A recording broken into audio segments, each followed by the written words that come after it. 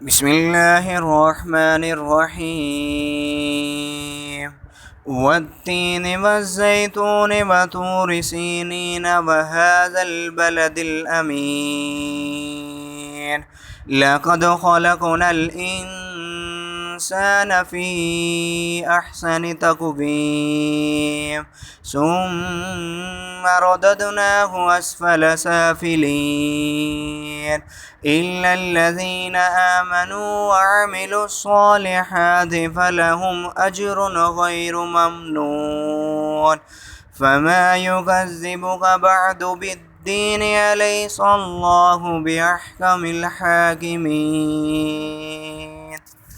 अगर कोई शख्स सूरह वत्तीन 7 मरतबा बावज़ू अव्वल आखिर 11 मरतबा दुरूद पाक के साथ पढ़े, इंशाअल्लाह हर परेशानी दूर होगी। अगर किसी अहम मकसद के लिए ये अमल करे तो इसमें भी कामयाबी होगी।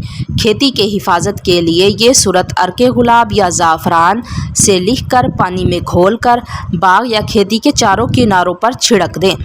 कीड़े मकोड़ों से हिफाजत होगी इंशाअल्लाह।